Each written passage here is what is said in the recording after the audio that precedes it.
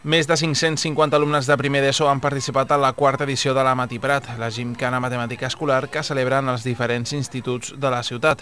Una jornada que es realitza amb motiu del Dia Escolar de les Matemàtiques, el 12 de maig, en honor al matemàtic català Pere Puig i Adam.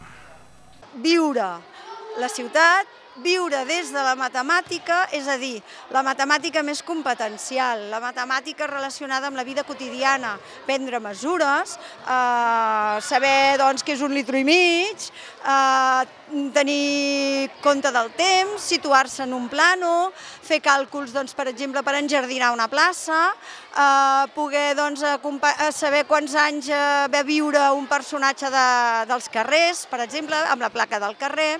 Numeració, estadística, mesurar espais o calcular volum són algunes de les proves que han hagut de superar els alumnes i que han estat guiades per mestres jubilats, voluntaris i alumnes de quart d'ESO que hi han volgut col·laborar.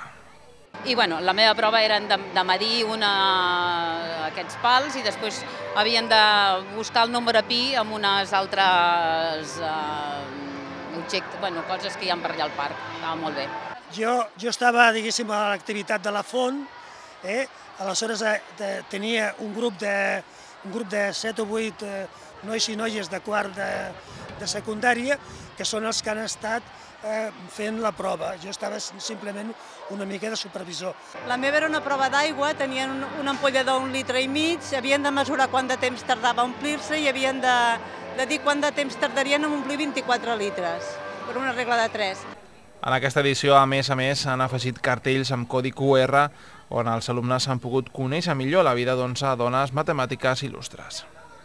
També hi ha la col·laboració de les botigues, de l'Associació de Comerciants del carrer Ferran Puig, que ens deixen posar els cartells, però també col·laboren amb els cartells de QR o amb una prova que li diem d'estadística, on hi ha 4 botigues que posen els seus objectes agrupats. Per exemple, a Calacari posa 12 pots de color vermell de pintaungles, 12 pots de color groc, 4 de color verd, 3 de color blau. Llavors els nanos fan una estadística amb això.